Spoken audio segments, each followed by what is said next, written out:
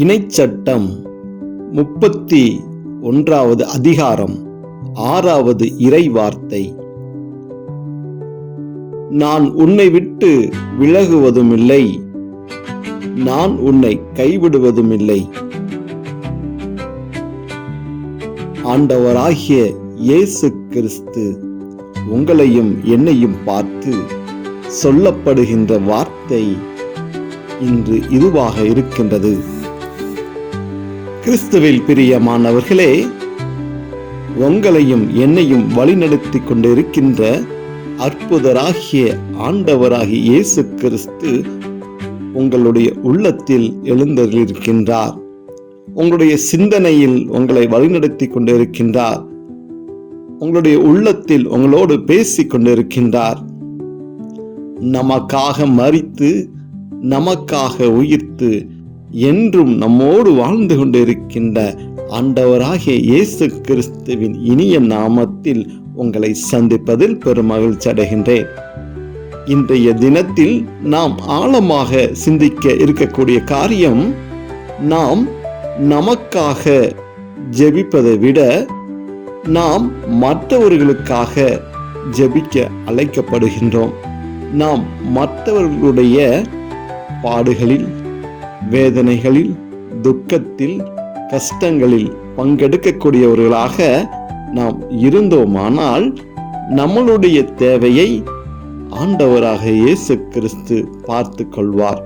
நாம் எப்போதெல்லாம் நம்மளுடைய பலவீனங்களுக்காக ஜெபிக்காமல், தனக்குள்ள பிரச்சனைகளை சிந்திக்காமல், தனக்காக வாழாமல், தனக்காக ஜெபிக்காமல், நாம் மற்றவர்களுடைய வேதனைகளுக்காக, கஷ்டங்களுக்காக, கண்ணீருக்காக நாம் மனம் வருந்தி அவருடைய துக்கத்தில் பங்கெடுத்தவர்களாக நாம் ஜெபிக்கின்றோமோ, அப்போது நமக்காகவும் நம்மளுடைய பிரச்சனைகளுக்காகவும் ஆண்டவர் பார்த்து கொள்வார். நமக்காக வேறு ஒருவர் ஜெபித்துக் கொண்டிருப்பார் என்ற எண்ணத்தோடு நாம் பிறருக்கு ஜெபிக்கப்படுகின்ற போது அது உண்மையாலுமே ஆசீர்வாதமாகத்தான் இருக்கும். எனக்கு உணவு இருக்கின்றதோ இல்லையோ, ஆனால் என் கண்ணுக்கு முன்பாக வேறு ஒருவர் உணவின்றி இருந்தால் என்னுடைய உணவை கொடுத்து அவருடைய பசி ஆற்றுவதில்தான் நான் முனைப்பாக இருக்க வேண்டுமே தவிர, அவர்களை பசியில் அமர்த்தி என் பசி போக்குகின்ற ஒரு சூழ்நிலைக்கு நான் வாழாமல், நான் பிறருக்காக என் வாழ்க்கையை அர்ப்பணிக்கப்படுகின்ற போது என்னுடைய வாழ்க்கை ஆசீர்வாதமாக இருக்கும். அன்பார்ந்தவர்களே, ஆண்டவராகிய இயேசு கிறிஸ்து யாருக்காக பூமியில் கடந்து வந்தார்? யாருடைய பாவ பலவீனங்களுக்காக அவர் தன்னையே அர்ப்பணித்தார்? யாருக்காக சிலுவை மரணத்தை ஏற்றுக்கொண்டார் என்ற சிந்தனைக்கு இன்று நாம் அழைக்கப்படுகின்றோம். அவர் சுயநலமாக வாழ்ந்திருந்தால் இன்று சிலுவை அடையாளம் இருந்திருக்காது. தூய ஆவியானவர் வந்திருக்க மாட்டார். நாம் இன்றும் பழைய நிலையிலேயே பாவத்திலே வாழ்ந்து கொண்டிருந்திருப்போம். ஆண்டவராகிய இயேசு கிறிஸ்து பூமிக்கு அனுப்பப்பட்டு ஒரு தெய்வம் மனித உருவில் நம்மளை பார்ப்பதற்காக கடந்து வந்திருக்கின்றார். அவருடைய பிறப்போட நிலைமை என்னவாக இருந்தது என்று அனைவருக்கும் தெரிந்த ஒன்றுதான். பிறக்க கூட ஒரு நல்ல இடமில்லாமல் ஒரு மாட்டு தொழுவத்தில் பிறந்து வளர்ந்து, அவருடைய வளர்ப்புகள் எல்லாமே நீங்க பார்த்தீர்கள் என்றால், சிறு வயதிலேயே ஆண்டவரை பற்றி தியானிக்க ஆரம்பித்தார். ஆண்டவரை ஏற்றுக்கொண்டு ஆண்டவருடைய வார்த்தைகளை மனதில் கொண்டு அவராகவே இயேசுவினுடைய வார்த்தைகளை பிரதிபலிக்க ஆரம்பிக்கின்றார்.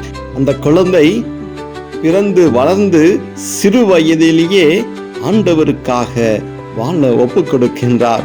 சிறு வயதிலேயே ஆண்டவருடைய வார்த்தைகளை தியானித்து அவர் வழியில் நடக்க ஆரம்பித்து இந்த சிறு வயதிலேயே தியானிக்க ஆரம்பிக்கின்றார். சின்ன சின்ன காரியங்கள் வாயிலாக மற்றவர்களுக்கு தன் வாழ்க்கையை அடையாளமாக மாற்றிக்கொள்கின்றார். இந்த சிறுவனுக்கு எங்கிருந்து வந்தது இப்படியான ஞானம் என்றெல்லாம் பிறரால் பேசப்பட்டார். காலம் கடந்து கொண்டே சென்றது. அவர் வழியாக உலகங்களில் நடைபெற்று கொண்டு இருக்கின்ற பாவ வாழ்க்கையை மீட்டு எடுப்பதற்காக இயேசுவினுடைய வார்த்தைகளை பிறருக்காக அறிவிக்க தொடங்குகின்றார். எத்தனை அதிசயங்கள், அற்புதங்கள்! ஆனால் தன் தாய்க்காகவோ தந்தைக்காகவோ அவருடைய வாழ்க்கையை அவர் அர்ப்பணிக்கவில்லை. உலக மக்களாக ஆண்டவரால் படைக்கப்பட்ட அனைத்து மனிதர்களுடைய தேவைகளை சந்திப்பதற்காகவும் பாவங்களை சந்திப்பதற்காகவும் தான் அவர் தன்னை அர்ப்பணித்து அடையாளப்படுத்தினார். இயேசு வாழ்ந்த காலத்தில் எத்தனை அற்புதங்களும் அதிசயங்களும் நடைபெற்றது. எத்தனை அதிசயங்களும் அற்புதங்களையும் பெற்றவர்கள். அவருக்கு சிலுவை என்று வருகின்ற போது அனைவரும் காணாமல் போய்விட்டார்கள். தன்னோடு இணைந்திருந்த சீடர்கள் அவரை ஏளனம் பேசக்கூடிய ஒரு நிலைமை. இந்த சீடர்கள் வாயிலாகவே சிலுவை மரணத்தை ஏற்கக்கூடிய ஒரு நிலைமை. அன்று இயேசு நினைத்திருந்தால் அவர் மக்களுக்காக வாழாமல் தன் தாய்க்காகவோ தந்தைக்காகவோ தன் குடும்பத்திற்காக வாழ்ந்து அவர் எப்படியெல்லாமோ வாழ்ந்திருக்கலாம். ஆனால் தன்னை அனுப்பின, தன்னை படைத்த பிதாவுடைய திட்டத்தை நிறைவேற்றுவதற்காகவே தன் வாழ்க்கையை முழுவதும் அர்ப்பணித்து வாழ்ந்தார். பிறருக்காகவே வாழ்ந்தார், பிறருடைய நலனுக்காகவே வாழ்ந்தார்.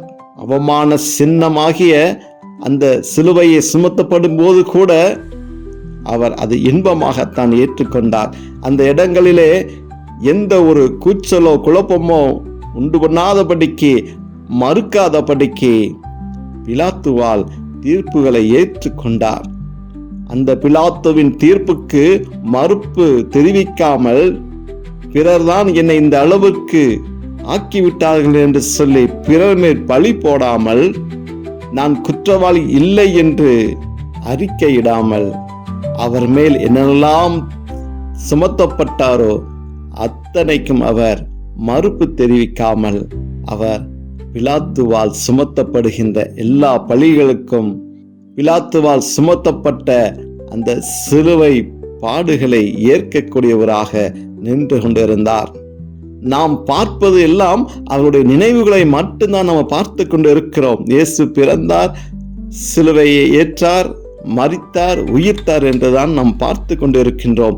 இதெல்லாம் ஒரு வரலாறு நிகழ்வாக இருந்தாலும் அதனுடைய பாடுகளும், ஆனால் அதனுடைய பாடுகளும் வேதனைகளும் அனுபவிக்கக்கூடிய நபருக்கு மட்டும்தான் தெரிந்ததாக இருக்கின்றோம். அன்னைகளுடைய வாழ்க்கையில் நம்ம சொல்லக்கூடிய வார்த்தை, தலைவலியும் வயிற்று வலியும் அவனுக்கு வந்தால் தான் தெரியும் என்று சொல்லி பெரியோர்களால் இந்த வார்த்தையை நாம் கேள்விப்பட்டு இருக்கின்றோம். ஏனென்றால் பிறருடைய வலியை பிறர் பங்கெடுக்க முடியாது, பிறருடைய வேதனைகளை பிறர் பங்கெடுக்க முடியாது. ஆனால் பிறருக்காக நாம் மன வருத்தப்பட முடியும், பிறருடைய வேதனைக்காக நாம் ஆறுதல் சொல்ல முடியும், பிறரது பாரங்களை நம்மால் தாங்கி பிடிக்க முடியுமே தவிர அவர்களுடைய வேதனைகளில் நாம் பங்கெடுக்க முடியாது.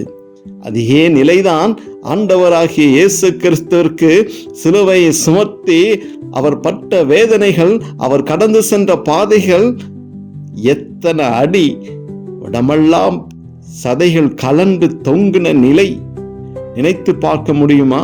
அப்போது கூட அவர் ஆண்டவரை நோக்கி, எனக்கு இந்த பாடுகள் வேண்டாம், இந்த வேதனை எனக்கு வேண்டாம் என்று எந்த இடத்திலும் கூட அவர் ஆண்டவரை நோக்கி ஜெபிக்கவில்லை, கேட்கவில்லை.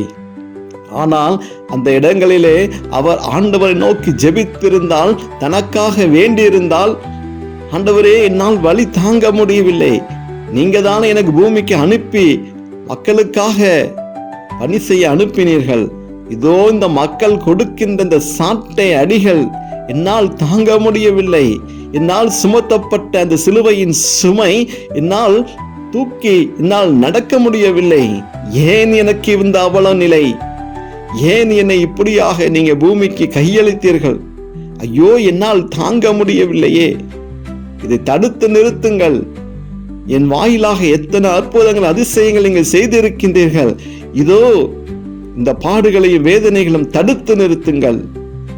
ஆனால் அவர் இப்படியாக ஆண்டவரிடம் ஜெபிக்கவில்லை. இது என்னை படைத்து ஆண்டவருடைய திட்டம், இதை பார்த்தாவது மக்கள் மனம் திரும்ப வேண்டும் என்று நினைத்து தானே அவர் அந்த பாடுகளை ஏற்று கடந்து சென்றார். நாம் அதே போலத்தான் ஆண்டவர் ஒருபோதும் நம்மை கைவிட மாட்டார். நாம் பாடுகளும் வேதனைகள் வருகின்ற போது ஆண்டவரை நோக்கி கேள்வி எழுப்பாமல் நாம் நம்மளுடைய பாடுகளை வேதனைகளை நாம் ஏற்றுக்கொண்டு இதைவிட பாடுகளும் வேதனைகள் அனுபவித்துக் கொண்டிருக்கின்ற மற்ற நபர்களுக்காக நம் ஆண்டவரிடம் பரிந்து பேசுகின்ற போது நம்மை படைத்த இறைவன் நமக்காக பரிந்து பேசுவார். நம்மளுடைய பாடுகளை வேதனைகள் மாற்றுவார். அவர் நம்மை விட்டு ஒருபோதும் விலகுவதும் இல்லை, கைவிடுவதும் இல்லை. எவ்வளவு சோதனைகள் வேதனைகளை கொடுத்திருந்தாலும் அவர் நம்மோடு தான் இருந்து கொண்டிருக்கின்றார். வேதனைகளும் சோதனைகளும் வருகின்ற போது அது நமக்கு ஒரு சோதனையாகத்தான் இருக்க வேண்டும். அதிலிருந்து நம் மனமாற்றம் பெற்று அதிலிருந்து பல காரியங்களை தெரிந்து கொண்டு நாம் மீண்டு எழுவதற்காகவே தான் ஆண்டவர் இப்படியாக பாடுகளை வேதனைகள் நமக்கு அனுபவித்திருக்கின்றார். நமக்கு எந்த அளவுக்கு வலியும் வேதனையும் தாங்க முடியுமோ அந்த அளவுக்கு மட்டுமே தான் ஆண்டவர் உங்களையும் என்னையும் சோதிக்கக்கூடியவராக இருந்து கொண்டிருக்கின்றார். ஆனால் அந்த இடங்களிலே நாம் மறுத்து ஆண்டவரிடம் கேள்வி எழுப்பி அவரை துக்கப்படுத்தி, ஏன் ஆண்டவரே எனக்கு இப்படி, அவனெல்லாம் நன்றாக இருக்கின்றான், நான் உம்மை நோக்கி ஜெபித்துக் கொண்டு இருக்கின்றேன், உமக்காக வாழ்ந்து கொண்டு இருக்கின்றேன், எனக்கு ஏன் இந்த நிலைமை, இதோ அவனெல்லாம் உண்மைக்கு புறம்பாக தவறான வாழ்க்கையில் தவறான பாதையில் சென்று கொண்டு இருக்கின்றான், உம்மை மறுதலித்து வாழ்ந்து கொண்டு இருக்கின்றான், அவனெல்லாம் நன்றாக இருக்கின்றானே, என் வாழ்க்கை ஏன் இப்படியாக சென்று கொண்டு இருக்கின்றது, என் குடும்பத்தில் ஏன் இவ்வளவு பிரச்சனை, என்னுடைய வாழ்க்கையில் மட்டும் ஏன் இவ்வளவு பிரச்சனை, இத்தனை கேள்விகள் ஆண்டவரை பார்த்து நம்ம கேட்டு இருப்போம்.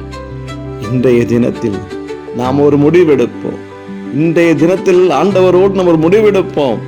ஆண்டவரே, நான் என்னுடைய கஷ்டங்களுக்காகவும் என்னுடைய தேவைகளுக்காகவும் நான் ஜெபிக்க போவது அல்ல, நான் மற்றவருடைய தேவைகளுக்காக, மற்றவருடைய பாடுகளுக்காக, கண்ணீருக்காக, அவமானங்களுக்காக, நிந்தைக்காக, வேதனைகளுக்காக, வலிக்காக நான் ஜெபிப்பேன். ஆண்டவரே, நான் எவ்வளவோ கஷ்டப்பட்டிருந்தாலும் என்னை விட கஷ்டப்பட்டவர்களுக்கு நான் உதவக்கூடியவனாக என் வாழ்க்கை இன்றைய தினத்திலிருந்து நான் மாற்றிக்கொள்வேனே. இப்படியாக சிந்தனைக்கு நாம் அழைக்கப்படுகின்றோம்.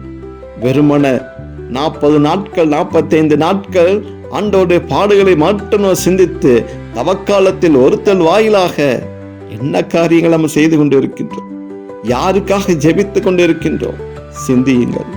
இனி வரக்கூடிய நாட்களில் ஆண்டவருடைய வாழ்க்கை, இயேசுவினுடைய வாழ்க்கை எப்படி இருந்ததோ அதே போல நாமும் கிறிஸ்தவர்களாக ஆண்டவராகிய இயேசு கிறிஸ்துவினுடைய வாழ்க்கையை பின்பற்றக்கூடியவர்களாக பிறருக்காக நம்முடைய வாழ்க்கையை அர்ப்பணிப்போம். இயேசு கிறிஸ்துவின் ஒவ்வொரு வார்த்தைகளும் சிந்திப்போம். வார்த்தைகளை ஏற்றுக்கொண்டு வார்த்தையின் வாயிலாக நம்முடைய வாழ்க்கையை வாழ்கின்ற போது அது அப்படியே நிறைவேறக்கூடியதாக இருக்கும். கிறிஸ்துவில் பிரியமானவர்களே, இந்த நாளிலும் கூட இந்த தவ நாட்களில் ஆண்டவரோடு அதிக நேரம் உருக்கமாக ஜெபிப்போம். நாம் ஜெபிக்கப்படுகின்ற போதெல்லாம் அநேகருடைய தேவைகள், உலகத்தினுடைய தேவைகள், பக்கத்தில் இருக்கக்கூடிய நம்மளுடைய தேவைகள், கண்ணீர்கள், இதற்காக நம் ஜெபங்களை ஏறெடுப்போம்.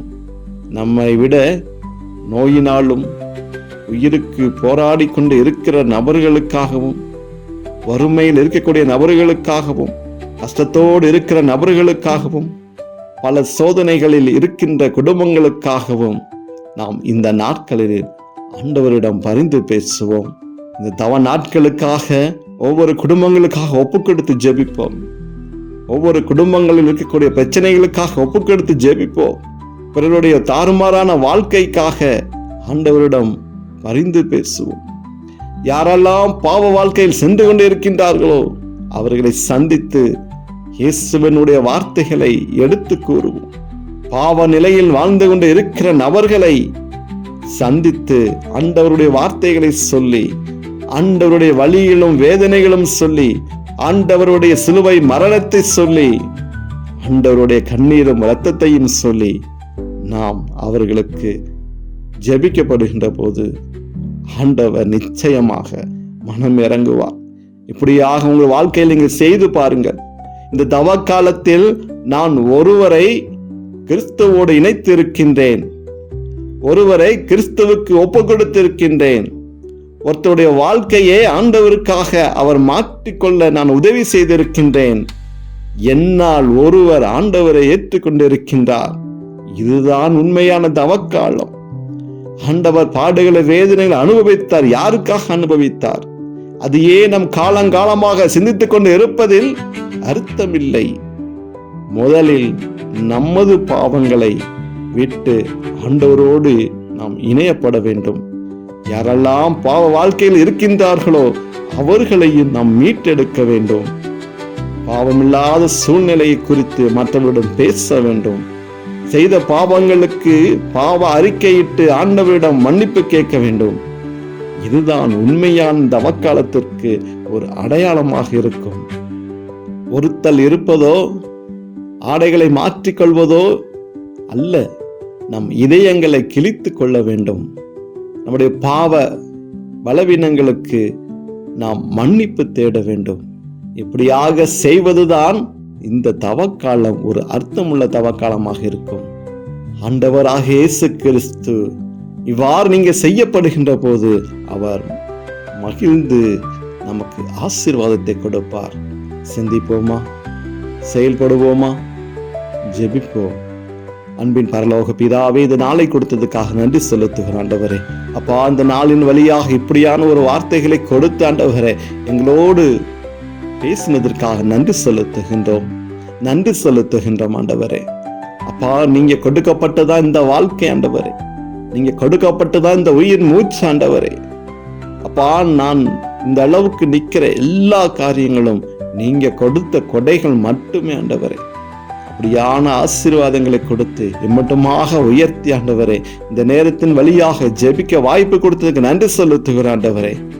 அப்பா, இந்த தவக்காலம் என்னுடைய வாழ்க்கையில் ஒரு அர்த்தமுள்ள தவக்காலமாக இருக்கணும். அடுத்த ஆண்டு நான் சிந்திக்கப்படுகின்ற போது ஏதோ கடந்த ஆண்டு நான் இவ்வாறாக செய்திருந்தேன், என்னால் இத்தனை நபர்கள் ஆண்டவரோடு இணைந்திருக்கின்றார்கள், அவர்கள் வாயிலாக அநேகருக்கு மனமாற்றம் பெற்றிருக்கின்றார்கள் என்று சொல்லக்கூடிய அளவில் நான் தகுதி உள்ளவனாக இருக்க வேண்டும். என்னுடைய ஜெபங்கள் அப்படியாக இருக்க வேண்டும். அப்படியான நபர்களை நீங்க எனக்கு அடையாளம் காமித்து கொடுங்க ஆண்டவரே. அவர்களுக்காக நான் ஜெபிக்க கடமைப்பட்டு இருக்கின்றேன் ஆண்டவரே. என்னுடைய தேவைகளுக்கு அல்ல ஆண்டவரே, பிறருடைய தேவைகளுக்காக, பிறருடைய சந்தோஷத்திற்காக நான் வாழக்கூடியவனாக என்னுடைய வாழ்க்கையை நான் அர்ப்பணிக்கின்றேன் ஆண்டவரே. உம்முடைய பாடுகளும் வேதனைகளும் நான் ஏற்றுக்கொள்கிறேன். உங்களுடைய பாடுகளும் வேதனைகளையும் நான் பங்கெடுத்து நான் மனம் மாற்றக்கூடியவனாக, பிறரை மனம் மாற்றி உம்மோடு இணைந்து வாழ்கின்ற வாழ்க்கையை உருவாக்கக்கூடிய ஒரு நல்ல உள்ளமாக நீங்க என்னை தேர்ந்தெடுத்து என்னை ஆசீர்வதித்து இந்த நாளை இப்படியாக நிறைவேற்றும்படியான ஒரு ஆசீர்வாதத்தை எங்களுக்கு கொடுக்க வேண்டுமா கூடி ஜெபிக்கிறோம் ஆண்டவரே. இந்த காணொலியை பார்த்து கொண்டு இருக்கின்ற அநேக பிள்ளைகளுக்கு தேவன் ஆசீர்வாதத்தை கொடுங்க ஆண்டவரே. அவர்கள் எந்த மனநிலையில் வாழ்ந்து கொண்டு இருந்தாலோ, எந்த மனநிலையில் பார்த்து கொண்டு இருந்தாலோ, இந்த செய்தி, இந்த ஜெபம் அவர்களுக்கு ஒரு ஆசீர்வாதமானதாக இருக்கணும், ஒரு விடுதலை தரக்கூடியதாக இருக்கணும். அப்படியாக ஆண்டவராக இயேசு கிறிஸ்து எங்களை நிறைவாக ஆசீர்வதிக்க வேண்டுமாய் ஜெபிக்கின்றோம் நல்ல பிதாவே. ஆமேன்.